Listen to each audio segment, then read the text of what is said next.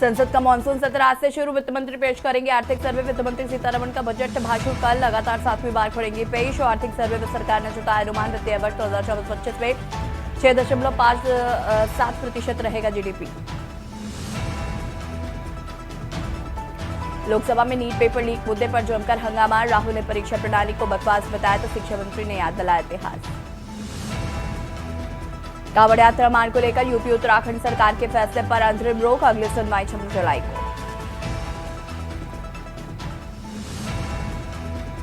रामपुर में भीषण सड़क हादसा, 2 बसों में आमने सामने जोरदार टक्कर, 4 की मौत, 49 लोग घायल। आज से शुरू हुआ सावन का महीना। सावन के पहले सोमवार पर शिवालयों में उमड़ा भक्तों का सैलाब। पहले सोमवार पर यादव बंधुओं ने बाबा काशी विश्वनाथ का किया जलाव। आप देख रहे हैं कि सारथी। नमस्कार, देश की बात में आप सभी का स्वागत है। मैं हूं आपके साथ यशी शुक्ला। दिल्ली से खबर आपको बता देते हैं। लोकसभा में उठा पेपर लीक का मामला। आपको बता दें कि राहुल गांधी और अखिलेश यादव ने सरकार को घेरा। पेपर लीक मामले पर बोले विपक्ष के नेता राहुल गांधी, परीक्षा प्रणाली में बहुत गंभीर समस्याएं हैं और इसको दूर करने के लिए सरकार ने क्या किया। छात्रों का मानना है कि भारतीय परीक्षा प्रणाली धोखाधड़ी है। पेपर लीक मामले पर बोले सपा सांसद अखिलेश यादव, सरकार पेपर लीक का रिकॉर्ड बनाएगी। इसको दूर करने के लिए सरकार ने क्या किया है। राहुल गांधी और अखिलेश यादव दोनों ने ही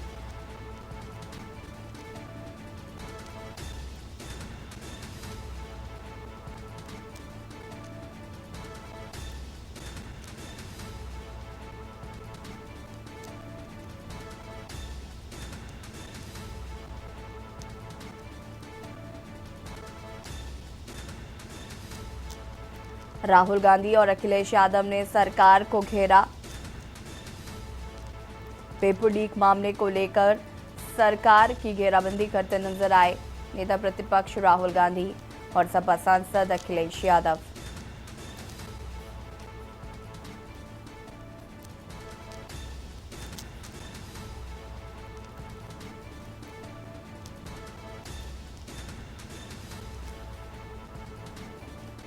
पेपर लीक मामले पर बोले सपा सांसद अखिलेश यादव,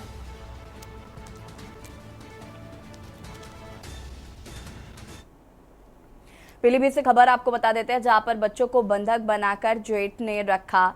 पीड़िता ने संपूर्ण समाधान दिवस में की शिकायत। महिला थाने और अधिकारियों में के लगा रही चक्कर। बाल कल्याण समिति ने पुलिस को दिए आदेश के बाद भी पीड़ित महिला को नहीं मिल रहा न्याय। दबंग जेठ ने विधवा महिला की जमीन मकान को हड़प लिया। महिला के पति की पूर्व में हो चुकी है मौत। पूरनपुर कोतवाली क्षेत्र के ग्राम मुंझा खुर्द का ये पूरा मामला बताया जा रहा है।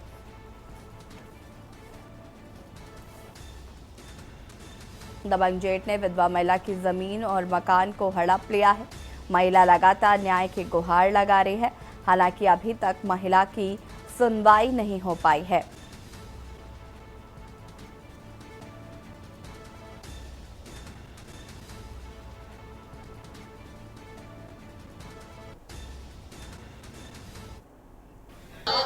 मेरे पति खत्म हो गए हैं, 5 महीने हो गए हैं। मेरी बेटी को, बड़ी बेटी को 17 साल की है, उसे हमें दोनों को निकाल दिया घर से।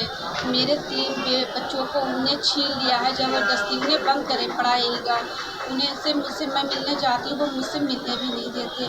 मेरे घर में को मेरे रहने नहीं देते, घर भी उन्हें छीन लिया। मेरी खेती पे कब्जा करे पड़े हैं, कर भी नहीं दे रहेंगे। मैंने बलिया कल्याण में मतलब अपनी आदेश करा था बच्चों के लिए, तो वो बच्चे वहाँ से आदेश आया थाने में मैं दी, वहाँ पर कोई सुनवाई नहीं हुई। मेरे बेटे छोटे हैं, बहुत मिन्नतों मुरादों से मुझे पाला, मेरे बच्चे मुझसे छीन लिए गए। मुरादाबाद से खबर आपको बता देते हैं, जहां पर पेट्रोल पंप पर कांवड़ियों का हंगामा। पेट्रोल पंप स्टाफ पर गंभीर आरोप लगाए हैं। स्टाफ के खिलाफ कांवड़ियों ने की नारेबाजी। पेट्रोल पंप संचालक पर कांवड़ियों ने कार्रवाई की मांग की है। बता दें कि संभल से ब्रिज घाट चले जाने जा रहे थे कांवड़। करीब 2 घंटे तक ये हंगामा चला। पुलिस पर भी लगाया है धक्का देने का आरोप। सिविल लाइंस पहुंचकर सीओ ने मामले को कराया शांत। मझोला इलाके का ये पूरा मामला बताया जा रहा है।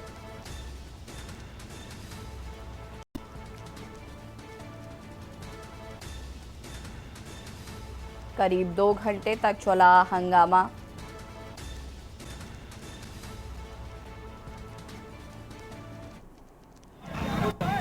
ये सब पुलिस वाले धक्का हो गई है, ये सभी लोग धक्का मुक्की कर रहे हैं, कोई सुनवाई नहीं हुई है, सब मीडिया सब धक्का मुक्की कर रहे हैं, क्या क्या तरीका होगा, ये कोई सुनवाई नहीं हुई है, ये देखो धक्का मुक्की चल रही है इनकी, कहाँ में धक्का मुक्की चल रही है इनकी, कहाँ में धक्का मुक्की चल रही है, कुछ नहीं होगा, अभी नहीं होगा, तमाम में धक्का मुक्की चल रही है इन लोगों की, सब क्या तरीका इन लोगों का, ये पब्लिक प्लेस को छू देता हूँ,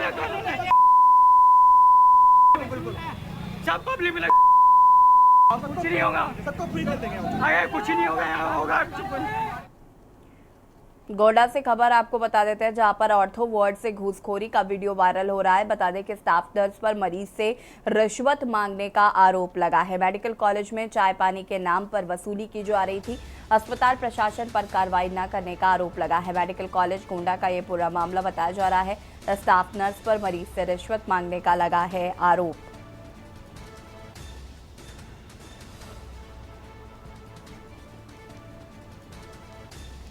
अस्पताल प्रशासन पर कार्रवाई न करने का आरोप लगाया गया है। ऑर्थो वार्ड से घूसखोरी का वीडियो वायरल।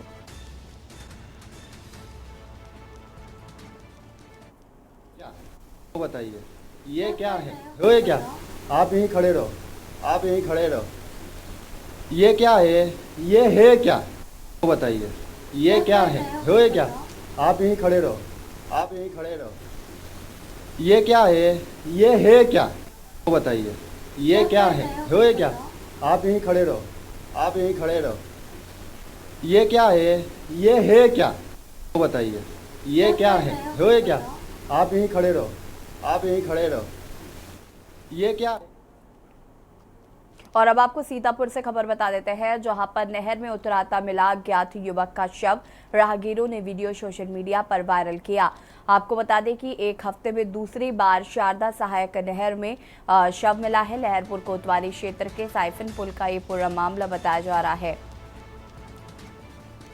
राहगीरों ने वीडियो को सोशल मीडिया पर किया वायरल।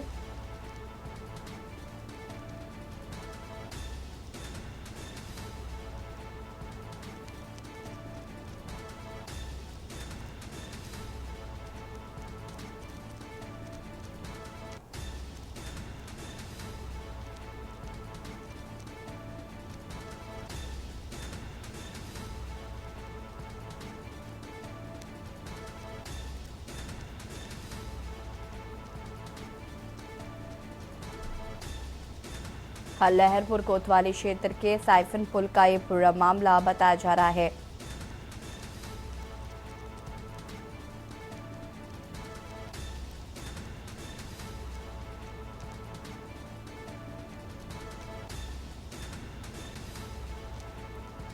एक हफ्ते में दूसरी बार शारदा सहायक नहर में मिला है शव।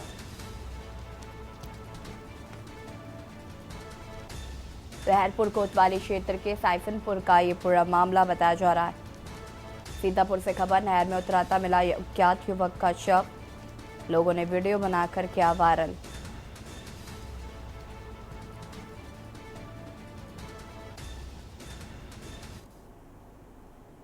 और अब बात करेंगे सावन का सोमवार, शिव की महिमा अपार। संत कबीर नगर से खबर, जहां पर आज से शुरू हुआ श्रावण मास। डीएम और एसपी पहुंचे तामेश्वर नाथ, जहां पर साफ सफाई बैरिकेडिंग व्यवस्थाओं का किया गया निरीक्षण। डीएम और एसपी ने व्यवस्थाओं का लिया जायजा। आज से शुरू हुआ श्रावण मास। डीएम ने व्यवस्थाओं को लेकर दिए निर्देश। दूर दराज से पहुंचे श्रद्धालुओं ने की पूजा अर्चना। डीएम एसपी ने संयुक्त रूप से किया धाम का निरीक्षण। डीएम ने व्यवस्थाओं को लेकर दिए निर्देश।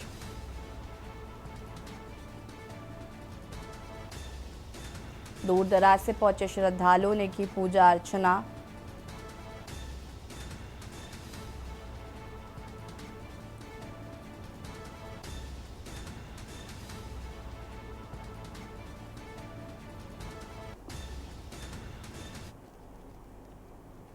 हमीरपुर में सोमवार से ही शिवालयों में भक्तों की भीड़ उमड़ी। ये सावन का महीना इस बार बेहद खास होगा। 72 साल बाद सावन माह में होंगे 5 सोमवार।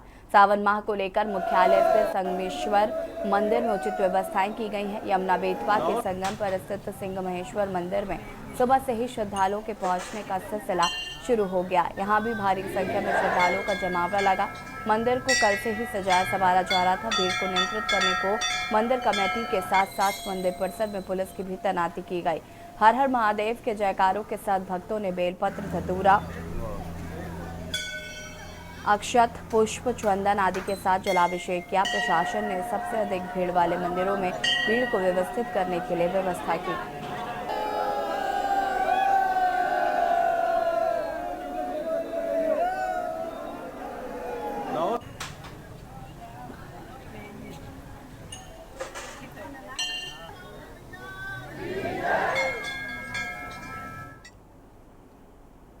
श्रावण की पहली सोमवारी को पाकुड़ के विभिन्न शिवालयों में बाबा को जलाभिषेक के लिए भक्तों का तांता सुबह से ही लगा हुआ है। इस बार सबसे खास बात यह है कि सावन के पहले दिन सोमवार होने से भक्तों के बीच बाबा को जलार्पण करने में काफी खुश है। मंदिर के पुजारी कहते हैं कि बहुत दिनों के बाद ऐसा शुभ अवसर है। इस बार सावन प्रतिपदा सोमवार को है और सावन का पहला दिन ही सोमवार है।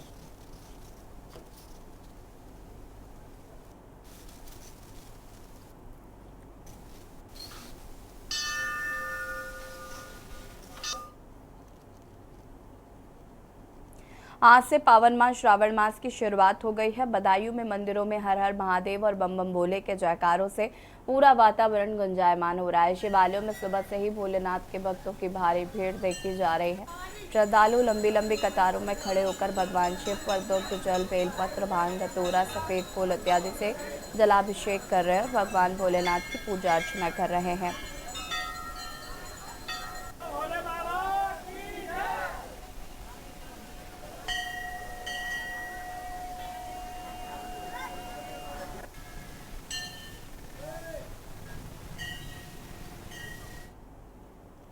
खबर अमरोहा से है, जहां सावन के महीने के पहले सोमवार को शिवालयों में शिव भक्तों ने भगवान भोलेनाथ का पंचाक्षरी मंत्र के साथ जलाभिषेक किया।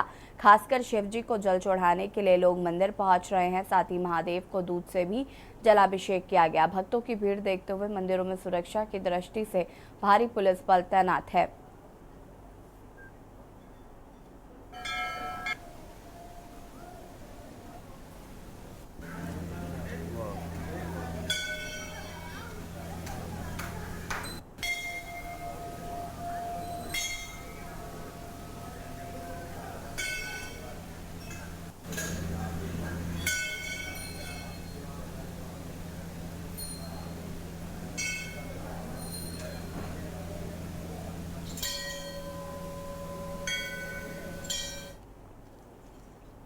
कानपुर के नवाबगंज में बने भगवान भोलेनाथ के जागेश्वर महादेव शिव मंदिर के बारे में कई तरह के दावे किए जाते हैं। भक्त दावा करते हैं कि यहाँ शिवलिंग दिन में 3 बार रंग बदलता है।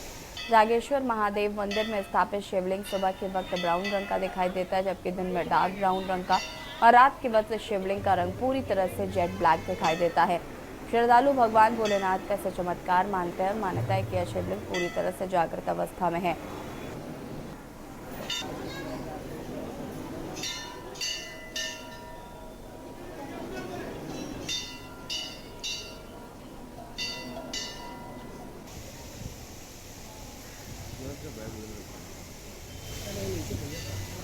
सोमवार के साथ आज पवित्र सावन महीने की शुरुआत हुई है। इस वक्त के न्यूज की टीम मौजूद है कानपुर के नवाबगंज स्थित जागेश्वर मंदिर में। सुबह से यहाँ भोलेनाथ के जलाभिषेक के लिए भक्तों का तांता लगा हुआ है। आपको बता दें, इस मंदिर की मान्यता है कि यहाँ पर 3 बार दिन में शिवलिंग अपना रंग बदलता है। इस मंदिर के बारे में और अधिक जानकारी के लिए, बातचीत करने के लिए हमारे साथ मंदिर कमेटी के कुछ पदाधिकारी मौजूद हैं। उनसे बातचीत करना चाहेंगे। क्या नाम है भैया आपका? मेरा नाम जितेंद्र पांडे है। मैं मंदिर में संयोजक पद पर तैनात हूँ। जितेंद्र जी, जागेश्वर मंदिर है, इसकी क्या मान्यता है? इस मंदिर की मान्यता ये कि सबसे पहले बहुत पूर्व 300-400 वर्ष पुराना मंदिर है एक तो, और यहाँ पर जागे नाम का एक निषाद हुआ करते थे। उनकी गाय यहाँ पर चरने आया करती थी। तो जब वो गाय डेली यहाँ चरने आया करती थी, तो जहाँ पर शिवलिंग बना हुआ है वहां पर खड़े होकर उनका गाय के थनों से दूध निकल जाता था। तो वो किसान बहुत परेशान हुआ, तो उस किसान ने यहाँ पर खुदाई चालू की, तो उसमें बाबा का शिवलिंग निकला। तो तब से इस मंदिर का नाम जागेश्वर बाबा पड़ गया। शांतनु तिवारी, मैं मंडी कमेटी सदस्य हूँ।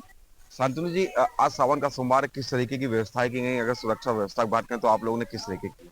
मंदिर कमेटी ने मीटिंग बुला के मतलब सभी की व्यवस्था के लिए बड़ी अच्छी व्यवस्था करी है। और जो यहाँ पे बुजुर्ग लोग हैं उनके लिए अलग से व्यवस्था करी गई है कि उनको किनारे से ले जाके मतलब दर्शन कराया, किसी को कोई असुविधा ना हो।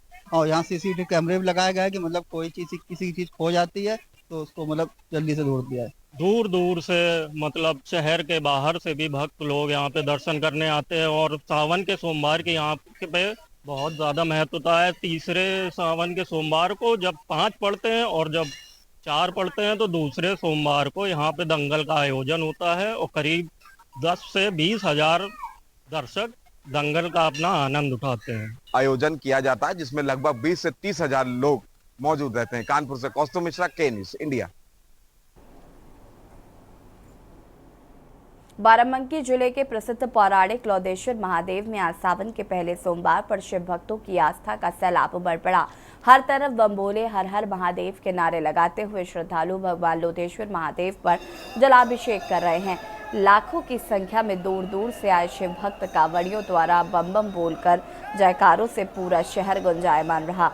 रात के करीब 12 बजे मंदिर के कपाट खुलते ही कतार में खड़े शिव भक्तों ने भगवान लौदेश्वर महादेव की गर्भगृह में पहुंचकर जलाभिषेक किया। इस दौरान पुलिस प्रशासन की ओर से शिव भक्तों की सुविधा के लिए मंदिर के चारों ओर बैरिकेडिंग के साथ ही सैकड़ों की संख्या में तैनात पुलिसकर्मी, गोताखोर, नाविक भी सुरक्षा व्यवस्था में लगाए गए।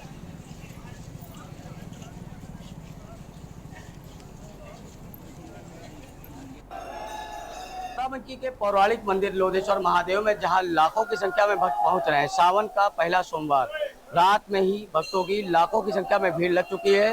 जिला प्रशासन, पुलिस प्रशासन ने 4 चौबंद व्यवस्था रख रखी है। जिस हिसाब से यहां भक्तों की भीड़ जमा हो रही है, एक हिसाब से अनुमान लगाया जाए तो 1 लाख से अधिक व्यक्ति रात में ही दर्शन कर लेंगे। बाराबंकी से के न्यूज़ के लिए राहुल त्रिपाठी की रिपोर्ट।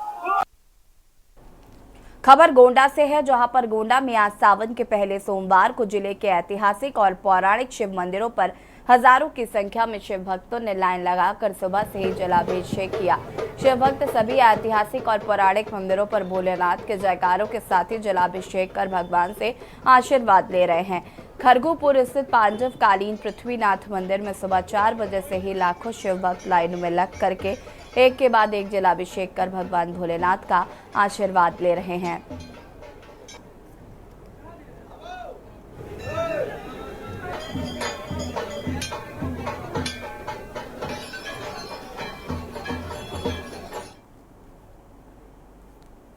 और यहाँ रुकेंगे छोटे से ब्रेक के लिए, जो हासिल होता है। आप देख रहे हैं के न्यूज़ खबरों। ब्रेक के बाद एक बार फिर से आप सभी का स्वागत है। खबर अमरोहा से है, जहां पर थाना क्षेत्र के खुलियापट्टी निवासी सुरेश ने पुलिस अधीक्षक की शिकायत देकर आरोप लगाया है कि गांव के निवासी के समूह का किस्त जमा करने को लेकर विवाद हो गया। विवाद के बाद दरोगा ने पीड़ित सुरेश और उसके बेटे को थाने में बंद कर दिया। किसान ने आरोप लगाया है कि दरोगा ने मारपीट में कार्रवाई नहीं करने के एवज में 20,000 रुपए की मांग की, जिसके बाद 15,000 रुपए पर राजी हो गया। दरोगा ने पैसे लेने के बाद भी पिता पुत्र का चालान कर दिया।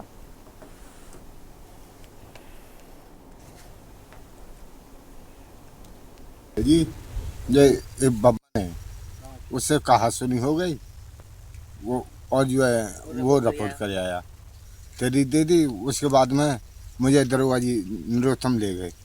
नरोत्तम बोले जाता साले जेल भेजूंगा 3 आदमियों को, और नहीं मुझे 20,000 रुपये दे। अब सब मैंने ये 20 हाथ जोड़ के मैंने जो है 15,000 रुपये में मान गए। वो मैंने 15,000 रुपये दे दिए। फिर भी इतने पे भी चालान हमारा कर दिया हसम 151 में, और जो है वो नहीं माने जी। हम चालान छुटा के या वो करके हम आ गए। अब 15,000 रुपये हमारे दे दिए। अब क्या चाहते हैं आप? या तो हमारे पैसे वापसी, उन्हीं कोर्ट में मुकदमा डालूंगा और क्या। शामली में एक कॉलोनी में ही निकलते ही स्विफ्ट कार में एक युवक का शव मिलने से सनसनी फैल गई। लोगों ने मामले की सूचना पुलिस को दी। सूचना पर पहुंची पुलिस से मृतक की शिनाख्त के बाद शव कब्जे में लिया है। पुलिस हत्या या आत्महत्या जांच में जुटी हुई है। जानकारी के अनुसार जनपद की कांदला पुलिस को सूचना मिली कि कस्बे की बड़ी नहर पटरी स्थित सरकारी डाक बंगले के निकट कॉलोनी में एक स्विफ्ट कार में एक युवक का गोली लगा शव पड़ा मिला। सूचना मिलते ही मौके पर क्षेत्राधिकारी थानाध्यक्ष पुलिस बल के साथ मौके पर पहुंचे।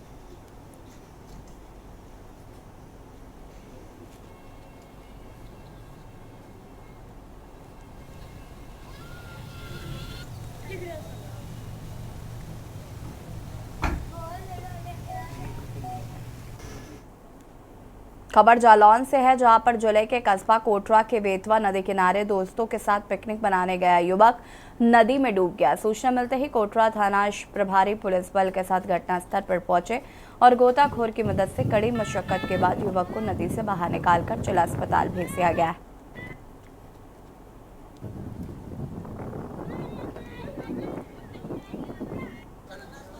आराम से लगा सर पे। हाँ तो सर पे आराम से लगा, आराम से छोड़ रहे हैं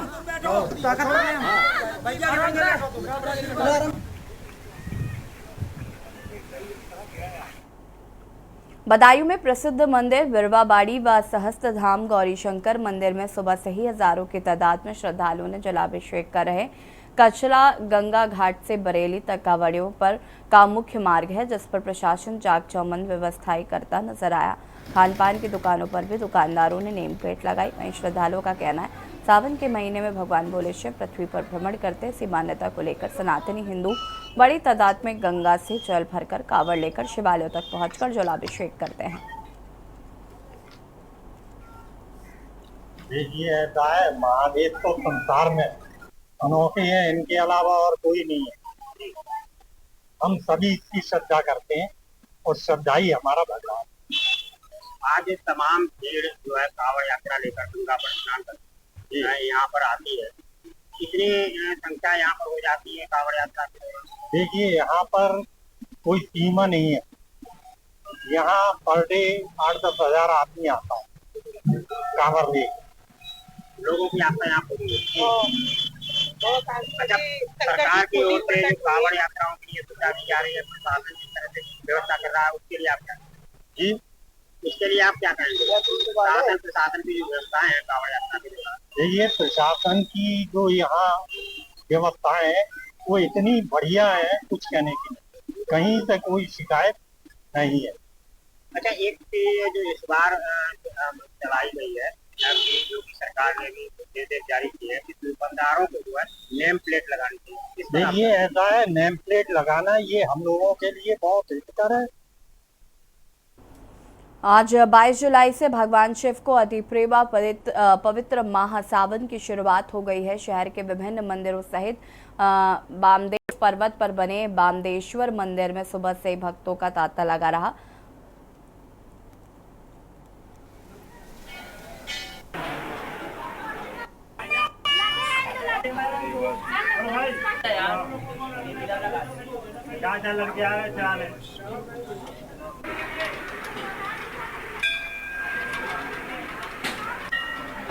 ये मंदिर जो आप देख रहे हैं महर्षि वामदेव की तपोज से ली है।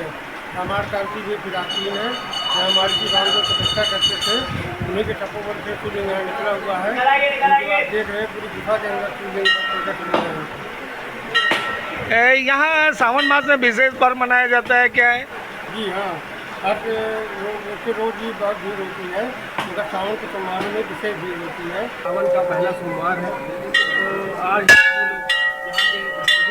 रामदेव नगरी जिससे नाम से माना पड़ा है, आज हम बम्बेश्वर महाराज के दर्शन करने आए और इसको बड़ा ही शुभ माना जाता है, बड़ा शुभ दिन है। और इसी के साथ साथ जो है यहाँ की साफ सफाई की व्यवस्था भी जो है देख रेख हो जाएगी, देखने आए हैं कि कैसी क्या साफ व्यवस्था है, किसी भी श्रद्धालु को किसी प्रकार की कोई दिक्कत नहीं हो साफ सफाई को लेकर।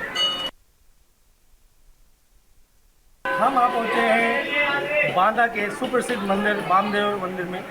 मैं आपको बता दूं कि आज यहाँ के न्यूज़ की पूरी टीम यहाँ पहुँची है और यहाँ के पड़ताल कर रही है। ये वो मंदिर है जो बहुत ही सदियों पुराना है। महाभारत और रामायण काल में भी ये मंदिर अपनी जगह पर यही स्थापित था। इस मंदिर के बारे में कहते हैं कि यहाँ जो महर्षि वामदेव थे वो उनकी तपोस्थली थी और उन्हीं के तप बल से यहाँ जो ये गुफा है, गुफा के अंदर भगवान शिव की लिंग के रूप में निकले थे और ये स्वयंभू मूर्ति है। और सबसे बड़ी बात मैं आपको बता दूँ कि हिंदुस्तान में ये पहली ऐसी मूर्ति है जिस मूर्ति के साथ उनका नादिया यहाँ पर नहीं दिखाई देता। नादिया के बारे में जब हमने बात किया तो बताते हैं कि यहाँ नादिया नहीं है, यहाँ नादिया की जगह एक दिया जलता है और इस दिए की लौ 24 घंटे 12 महीने यहाँ पर जलती रहती है। और लोगों का कहना है कि यहाँ दिया है इसलिए भगवान शिव सबको देते हैं, ना देने का सवाल तो है ही नहीं।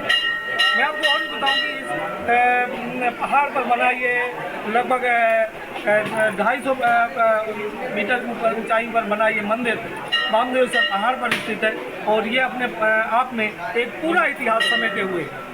रामायण काल में भी भगवान श्री राम यहाँ वामदेव ऋषि के दर्शन करने आए थे और यहाँ पर कुछ समय के लिए रुके थे। मैं आपको और दिखा दूँ कि यहाँ पर भगवान शिव के अलावा और भी बहुत सारे मंदिर स्थापित है। यहाँ सावन का आज पहला सोमवार है और यहाँ पर भक्तों की तादाद यहाँ पर आप देखने को मिल रही है। आप देख सकते हैं कि आज सावन के सोमवार में सुबह 4 बजे से यहाँ भक्तों की कतार नहीं टूटी है। और आप देख रहे हैं यहाँ पर भगवान शिव के साथ भगवान जगन्नाथ का मंदिर स्थापित है। भगवान जगन्नाथ है, उनके भाई बलराम और उनकी बहन सुभद्रा का भी यहाँ पर मूर्ति स्थापित है, मंदिर है। यहाँ भगवान जगन्नाथ की भी पालकी और उनका रथ निकाला जाता है। और सबसे बड़ी बात ये अपने आप में बहुत ही प्राचीन काल से ये मंदिर भारत में खासकर बुंदेलखंड के बांदा में बांदा की पहचान के रूप में स्थित है। वामदेव ऋषि के रहते यहाँ बांदा का नाम भी उन्हीं के नाम पर पड़ा है और वामदेव से बांदा नाम पड़ा और बांदा अपने आप में एक पहचान बन चुका है। बांदा से के न्यूज़ के लिए भगत सिंह। सावन के पहले सोमवार को मंदिरों और शिवालयों में श्रद्धालुओं की भीड़ उमड़ी। देवों के देव महादेव के दर्शन को लेकर भक्तों का तांता लगा रहा। भक्तों ने शिवलिंग पर जल और दूध चढ़ाकर अभिषेक किया। घंटे और भोलेनाथ की जयकारों से मंदिर गूंजते रहे। सभी मंदिरों में भक्तों ने श्रद्धा के साथ शिवलिंग पर दूध और जल चढ़ाया। श्रद्धालुओं का सुबह से ही मंदिर में तांता लगा रहा। आपको बता दें कि सावन के पहले दिन ही सोमवार होने के कारण इसका खास महत्व देखा गया।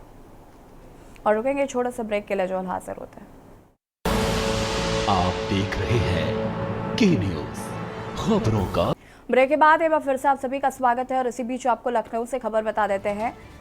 लखनऊ से खबर, किरणपाल कश्यप बने विधान परिषद मुख्य सचेतक। आशुतोष सिन्हा बने विधान परिषद के सचेतक।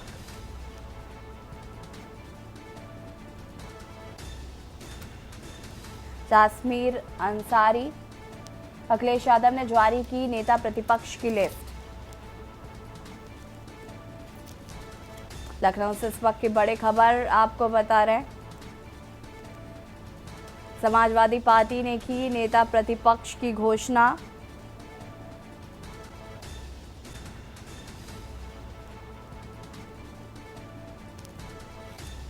किरणपाल कश्यप बने विधान परिषद मुख्य सचेतक।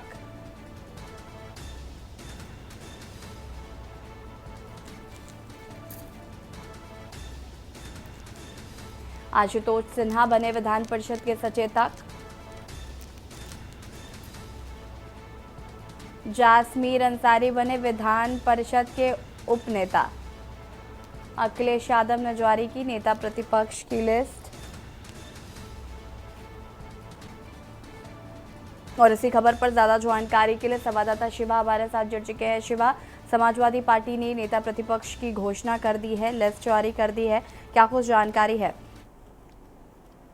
लंबे समय से इंतजार इस बात का हो रहा था कि आखिरकार समाजवादी पार्टी के राष्ट्रीय अध्यक्ष अखिलेश यादव किसको विधानसभा सत्र के दौरान वो नेता प्रतिपक्ष बनाएंगे। तो आज इस चीज की घोषणा हो गई है कि लाल बिहारी यादव को समाजवादी पार्टी ने विधानसभा सत्र से पहले घोषित कर दिया है जो नेता प्रतिपक्ष है। और ये नेता प्रतिपक्ष के रूप में जिस दौरान सत्र चलेंगे वो अपना काम करेंगे और जो बहस का मुख्य मुद्दा होता है वो तय करेंगे।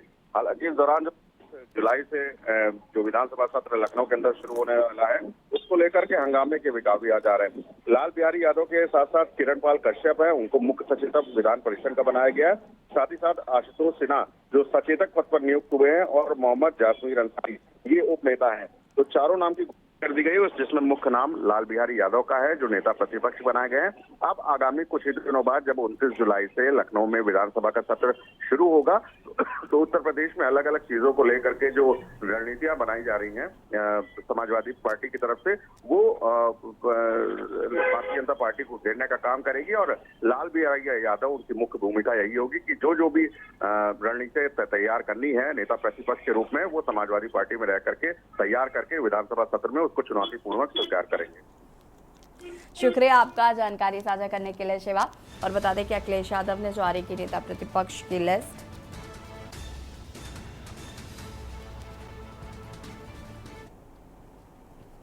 उत्तर प्रदेश के रामपुर में हुआ दर्दनाक हादसा। बता दें कि रॉन्ग साइड से आ रही रोडवेज बस और निजी बस से जोरदार टक्कर हो गई।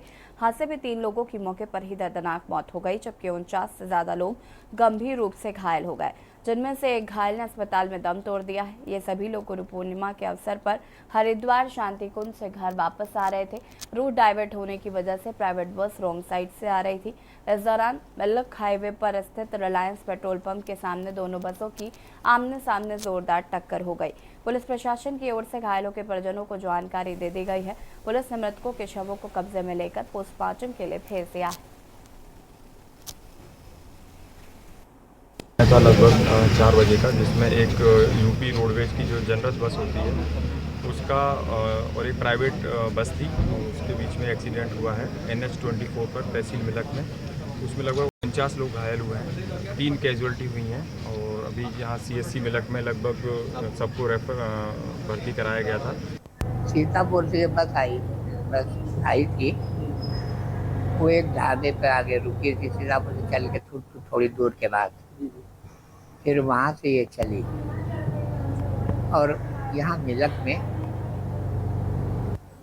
अब दिल्ली से आ रही बस, दिल्ली से आने वाली और सीतापुर जाने वाली बस, वो क्रॉस में ही टकरा गई और दोनों ड्राइवरों के आगे के हिस्से जो है आपस में लड़ गए और बहुत जबरदस्त। श्रावस्ती से गए थे हरिद्वार, गुरु पूर्णिमा पर्व में शांति कुंज हरिद्वार अखिल विश्व गायत्री परिवार का जो केंद्र है, तो हर वर्ष जाते थे।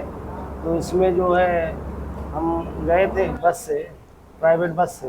अच्छा। और उधर से हम आ रहे थे, 9:30 बजे कल DPR खत्म हुआ और इस बस 9:30 बजे हम लोग निकले वहाँ से।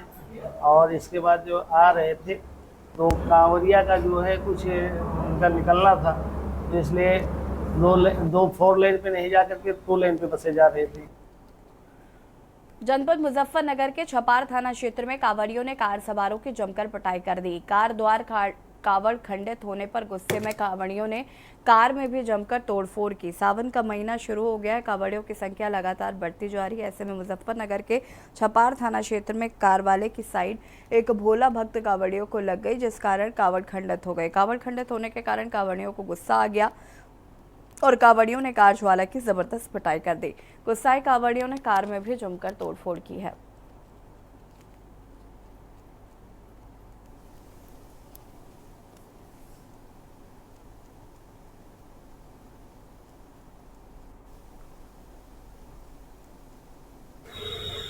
थाना छपार पुलिस को भी थोड़ी देर पहले सूचना प्राप्त हुई कि कांवड़ियों का एक समूह चल रहा था। कावड़ खंडित होने की बात पर उनके द्वारा एक 4 पहिया वाहन को रोककर उसके साथ तोड़फोड़ की गई है। इस सूचना पर तत्काल थाना छपार पुलिस मौके पर पहुंची, कांवड़ियों से वार्ता किया गया। वार्ता क्रम में कहीं भी कावड़ खंडित होने की पुष्टि नहीं हुई। बहरहाल जिस संख्या के आधार पर जिस गाड़ी के साथ तोड़फोड़ की गई थी, पुलिस उस गाड़ी को कब्जे में ले ली है और उस गाड़ी के वाहन चालक और बैठे लोगों का पता कराया जा रहा है। घटनाक्रम यहाँ ढाबे के पास CCTV लगी है, DVR से पूरा CCTV फुटेज लिया जा रहा है। मौके पर कानून व्यवस्था सामान्य है, हाईवे चल रहा है और यहाँ कोई समस्या नहीं। 23 जुलाई को मोदी कैबिनेट 3.0 का पहला आम बजट पेश होने वाला है। केंद्रीय वित्त मंत्री निर्मला सीतारमण बजट पेश करने वाली हैं और इसे लेकर हर सेक्टर को काफी उम्मीदें हैं। आम जनता से लेकर उद्योगपतियों की निगाहें इस बजट पर टिकी हुई हैं। आम जनता सरकार से इनकम टैक्स में राहत चाहती, तो वहीं कुछ विशेषज्ञ तो ये भी उम्मीद जता रहे हैं कि केंद्र सरकार 8वां वेतन आयोग लागू कर सकती है। इससे सीधे तौर पर 1 करोड़ केंद्रीय कर्मचारी को फायदा होगा। बता दें कि केंद्र सरकार हर साल प्रत्येक 10 साल पर केंद्रीय कर्मचारियों के वेतन और अलाउंस की समीक्षा करती है, जिसके बाद वेतन आयोग गठित किया जाता है।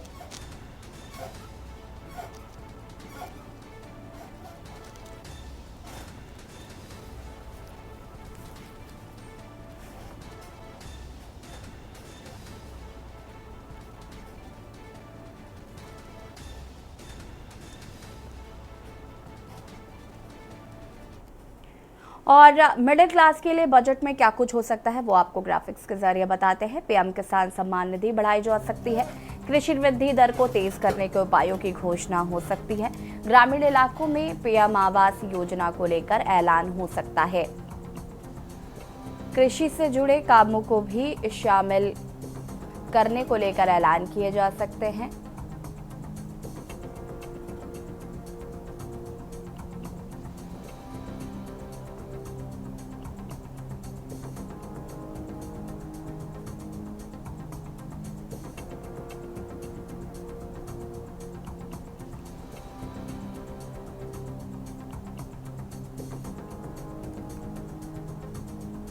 महिलाओं, युवाओं, किसानों और गरीबों पर फोकस हो सकता है।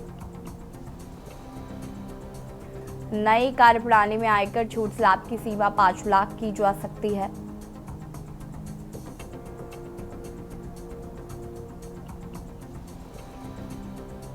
खपत बढ़ाने पर जोर दिया जा सकता है। उपभोक्ताओं के हाथों में अधिक पैसा आने की उम्मीद है।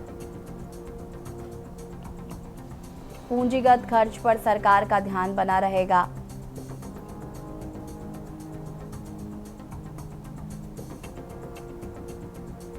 इंफ्रास्ट्रक्चर पर खर्च बढ़ाया जा सकता है। एमएसएमई पर विशेष ध्यान दिया जा सकता है। ओपीएस को लेकर स्थिति स्पष्ट हो सकती है। ईवी यानी इलेक्ट्रॉनिक व्हीकल को लेकर भी नए इंसेंटिव का ऐलान हो सकता है।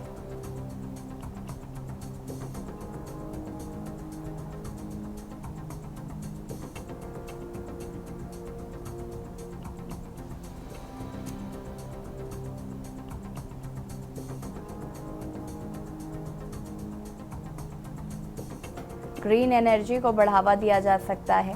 पीएलआई योजना का अन्य क्षेत्रों में विस्तार किया जा सकता है।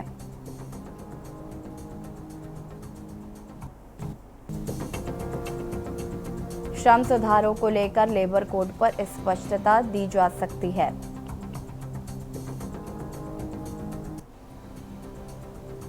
बजट से 10 बड़ी उम्मीदें। बुलंद भारत 2047 तक विकसित भारत का रोड मैप। भारत को $5 ट्रिलियन की अर्थव्यवस्था बनाने का खाका खींचेगा बजट।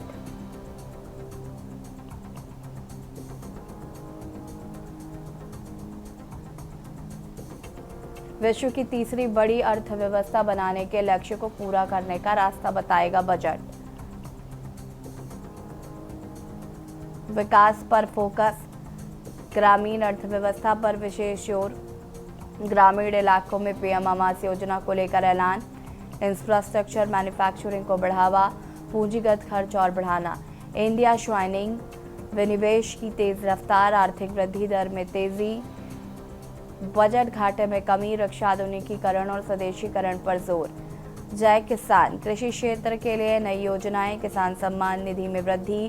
किसान क्रेडिट कार्ड की सीमा बढ़ाना। मनरेगा के कार्य दिवस बढ़ाने की संभावना। कृषि से जुड़े कामों को भी शामिल करना। मिडिल क्लास की सुध। आयकर स्लैब में बदलाव संभव। खपत बढ़ाने पर जोर। उपभोक्ताओं के हाथों में अधिक पैसा आने की उम्मीद। हाउसिंग लोन लेने पर भी नई रियायत संभव।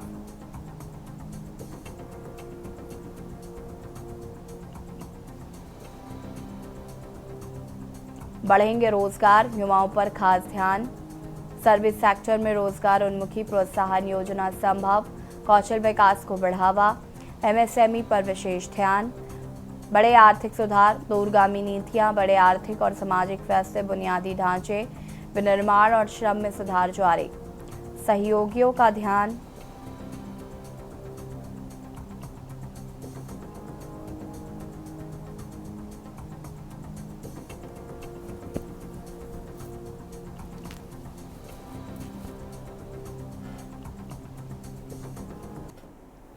और इसी बीच आपको मैनपुरी से खबर बता देते हैं। मैनपुरी से खबर आपको बता रहे हैं, जहां पर सगी बहनों की रजवाहे में गिरकर हुई मौत। खेत से पिता को खाना देकर लौट रही थी बहनें। लोगों ने सगी बहनों के शव को निकाला बाहर।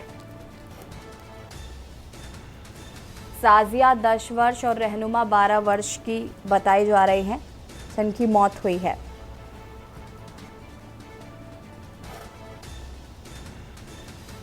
थाना बरनाहल के दुहली गांव के पास का ये पूरा मामला बताया जा रहा है।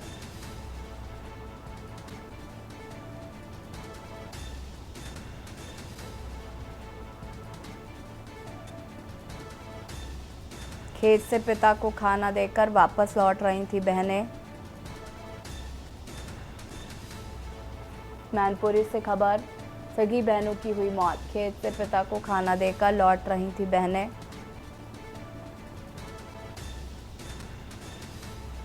लोगों ने सगी बहनों के शव को निकाला बाहर। साजिया 10 वर्ष और रहनुमा 12 वर्ष के बताए जा रहे हैं।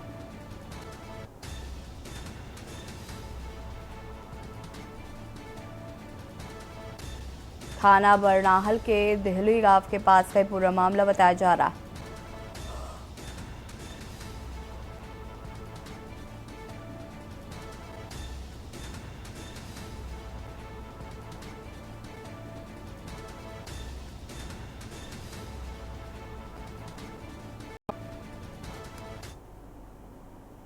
और इसी बीच आपको लखनऊ से खबर बता देते हैं। लखनऊ से खबर, दबंगों की पिटाई से युवक की मौत का मामला। पुलिस ने 15 लोगों के खिलाफ हत्या की एफआईआर दर्ज की है। 5 नामजद और 10 अज्ञात के खिलाफ एफआईआर हुई दर्ज।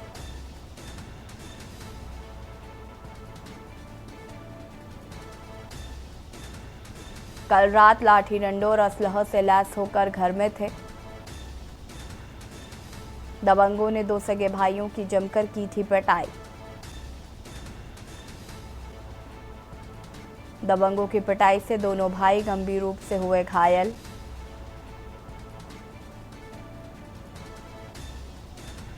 बीस वर्षीय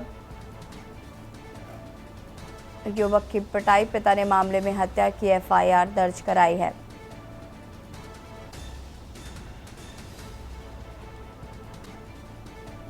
दबंगों की पिटाई से युवक की मौत का मामला। हमारे गांव में बिजली नहीं आ रही थी 2 दिन से, तो कल बिजली के कर्मचारी लोग बना रहे थे। इनके द्वारे ट्रांसफार्मर रखा हुआ है, तो हमारे मोहल्ले में नहीं आई, इनके मोहल्ले में जल रही थी बिजली। तो हमने कहा यार काला कपड़े सब लोग हैं, सब तार वार सब चेक कर रहे थे बिजली कर्मचारी लोग। अच्छा, तो जो भाई कि चलो भैया, तो मोहल्ले वाले लोग कहला कि भाई हमरो इसी चलो तो अपन भैया चलो देखिए चले हमरो इसी के द्वार हैं। तो भाई हुआ गए, तो हम बिजली कर्मचारी से कहें, जो बिजली कर्मचारी उनसे कहें, हम कहें भैया हो हमहू लोग गरीब आदमी बिल दे थे, उतना जितना बड़ा आदमी देते रहे हमरो इसी के आओ। आज 2 दिन से सब लोग लड़का बच्चा नाती पोता हमारे परेशान है, बिल आ रहे हैं हमारे घर में। तो कल हाँ बन जाएगी मगर वो बनी नहीं। इतने में ये लोग निकले, तो वहाँ इन्हीं की ट्रांसफार्मर है, तो ये लोग निकले, कहला बड़े नेता बनते हो। तो हम कहें कि यार नेता नहीं बने, हम नेतागिरी की कौन बात हुई है। अरे भाई तुम्हारी जल है, हम सब बिल तो हमू देते है। चले आए हुआ अपने घर चले आए। हमका ये उम्मीदें न रहा कि ये लोग मान लो इतनी बड़ी घटना करी है आए कह रहे। तो ये अपने दरवाजे बोले, कहला अगर तुम्हारा ठीक हो जाए तो हमरे उसी आई, बोले ठीक कराओ यार। तो हम कहें ठीक है भैया, हटाओ सारी बिजली बिजली। हम चले आए, हम कहें हटाओ सारी बिजली बिजली सारी और सारे कहें काट चले आए। मगर ये गरीब थोड़ी देर के बाद ये आगे भैया दोबारे 50-60 आदमी अंधेर रहा है, मारी घर में घुस गए, लेबरों को मारी हमहू को मारी, मान लो धक्का पक्का दी लड़कियाँ नहीं हमारे दोनों मारी, तो इतना मारी वो देखो खत्म ही होगा हमारा लड़का। रात में थाना बंथरा के अंतर्गत बंथरा में एक बिजली को लेकर के मारपीट झगड़े की घटना हुई थी, जिसमें प्रातः पता चला कि एक लड़का ऋतिक पांडे, उसकी अस्पताल में मृत्यु हो गई है। मतलब इलाज के लिए ले गए थे, उसके पहले ही उसकी मृत्यु हो चुकी थी, तो ब्लड डेथ दाखिल हुआ है। मृतक के पिता की तहरीर के आधार पर 103 तथा अन्य सुसंगत धाराओं में अभियोग पंजीकृत कर लिया गया है।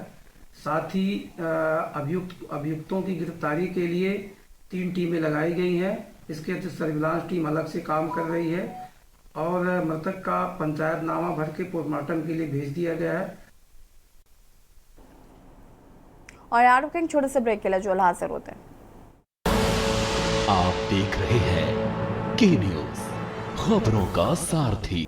ब्रेक के बाद एक बार फिर से आप सभी का स्वागत है। गुजरात में सूरत के हीरा व्यापारियों को उम्मीद है कि कच्चे हीरे पर 2% आयात शुल्क हटाने की मांग इस साल केंद्रीय बजट में मान ली जाएगी। ये मांग 3 साल पुरानी है। देखिए रिपोर्ट। गुजरात में सूरत के हीरा व्यापारियों को उम्मीद है कि कच्चे हीरे पर 2% आयात शुल्क हटाने की मांग इस साल केंद्रीय बजट में मान ली जाएगी। ये मांग 3 साल पुरानी है। सूरत डायमंड एसोसिएशन और सूरत डायमंड इंडस्ट्री की करीब 3 साल से मांग है कि जो रफ डायमंड ऑक्शन विदेशों में विदेशी कंपनीज, माइनिंग कंपनीज द्वारा किया जाता है, उसमें उस बिड अगर लगने के बाद कोई मैन्युफैक्चरर भारत में अगर इंपोर्ट करता है तो 2% की इंपोर्ट लेवी लगती है उस पर, जो कि टैक्स के रूप में भारत सरकार द्वारा ली जाती है। तो रफ की वैल्यू पे 2% अलग से टैक्स देना ये काफ़ी महंगा पड़ता है और ये तैयार माल पे करीब 7 से 8% ऊपर इसकी प्राइस बढ़ा देता है। हीरा व्यापार केंद्र सूरत डायमंड बोर्ड्स के लॉन्च के बाद व्यापारियों का कहना है कि हीरे के कारोबार में बढ़ोतरी हुई है। अब ज्यादा अंतर्राष्ट्रीय खरीदार आ रहे हैं। व्यापारियों ने अंतर्राष्ट्रीय खरीदारों को बेहतर कनेक्टिविटी देने के लिए अंतर्राष्ट्रीय उड़ानों की संख्या बढ़ाने की भी मांग की। आने वाला बजट में हम ऐसी डिमांड कर रहे हैं कि ऑलरेडी STB स्टार्ट हो गया है सूरत डायमंड बोर्ड्स, उसमें सारा व्यापार भी चालू हो गया है। तो उसमें क्या है, वो बाहर आता है देश और दुनिया से, तो उसमें कनेक्टिविटी बहुत कम है अभी। तो उसमें ज़्यादा से ज़्यादा देश और दुनिया में इंटरनेशनल फ्लाइट का भी कनेक्टिविटी बढ़ा दिया जाए, ऐसी हम मांग करें कि टूक बजट में लेके ज़्यादा से ज़्यादा इंटरनेशनल फ्लाइट मिले तो हमारा व्यापार में ठीक रहेगा। केंद्रीय वित्त मंत्री निर्मला सीतारामन इस महीने 23 तारीख को लगातार 7वीं बार बजट पेश करेंगी। हीरा कारोबारियों को उम्मीद है कि बजट में उनके हितों से जुड़े उपाय भी होंगे। चंडीगढ़ के व्यापारियों को उम्मीद है कि केंद्रीय बजट में उनके हितों के उपाय होंगे। बजट इस महीने की 23 तारीख को पेश किया जा रहा है। व्यापारी संगठनों ने चंडीगढ़ व्यापार मंडल के जरिए सरकार से मध्यम वर्ग के कारोबारियों के माकूल उपायों के ऐलान की अपील की है। देखिए रिपोर्ट। चंडीगढ़ के व्यापारियों को उम्मीद है कि केंद्रीय बजट में उनके हितों के उपाय होंगे। बजट इस महीने की 23 तारीख को पेश किया जा रहा है। व्यापारी संगठनों ने चंडीगढ़ व्यापार मंडल के जरिए सरकार से मध्यम वर्ग के कारोबारियों के माकूल उपायों के ऐलान की अपील की है। पिछली बार तो जो बजट इंटर्म बजट आया था उसमें तो हमें कुछ नहीं मिला था। तो मेरी पहली तो यही डिमांड है कि जो मिडिल क्लास व्यापारी है, मिडिल क्लास व्यापारी के लिए बजट में कुछ ना कुछ जरूर देना चाहिए, क्योंकि जिस समय मिडिल क्लास व्यापारी है उसको कुछ नहीं मिलता। हमेशा मैंने बजट 2-3 बार देखा है, उसमें हमें मिडिल क्लास व्यापारी को नहीं ज़्यादा मिल रहा। तो एक तो उसमें कुछ ना कुछ सरकार को चाहिए कि मिडिल क्लास व्यापारी का ध्यान रखते हुए ये बजट बनाया जाए, और हमें ये उम्मीद भी है कि इस बार ऐसा बजट आएगा। व्यापारी संगठनों का कहना है कि ऑनलाइन शॉपिंग पोर्टल के मुकाबले फिजिकल स्टोर में मुनाफा कम है, लिहाजा उन्होंने एक समान GST दर लागू करने की मांग की है। सरकार से अब के बजट में हमें काफ़ी उम्मीद है कि भाई ये बैलेंस बजट लेके आएंगे। जैसे अब एक अपना बजट को एक बैलेंस होना चाहिए, कोई 14% है, कोई 18% है, कोई मतलब कि ऐसा होना चाहिए कि व्यापारी भी या मतलब कि कोई भी उसको वो ना करे कि भाई बिना बिल के ले, या एक बैलेंस होगा उसको लगना ही लगना है। ऐसा बजट आ जाए तो सारे ही उसमें बैलेंस हो जाएगा। देखो सरकार को तो आ ही रहा है, मतलब कि रेवेन्यू आ ही रहा है, अगर बैलेंस होगा तो चोरी कम हो जाएगी। तो सरकार से ये चाहते हैं कि जो टैक्स लगा हुआ है उसको थोड़ा कम किया जाए, और जो हमारे मार्जिन है वो इस वक्त बहुत कम है। देखा जाए तो ऑनलाइन वाले जो हैं हमें काफ़ी टक्कर दे रहे हैं, और हमारे मार्जिन कुछ है नहीं और ऑनलाइन वालों के मार्जिन ज़्यादा हैं। तो हम चाहते हैं कि टैक्स थोड़ा कम किया जाए और हमें थोड़ी रिलैक्सेशन दी जाए, जो कि ये नया टैक्स जो आने है, टैक्स के कारण जो नया बजट आ रहा है, तो हमें उम्मीदें हैं कि सरकार हमारे बारे में सोचेगी। केंद्रीय वित्त मंत्री निर्मला सीतारामन इस महीने की 23 तारीख को बजट पेश करने जा रही हैं। व्यापारियों को उम्मीद है कि सरकार बजट में उनकी मांगों पर ध्यान देगी।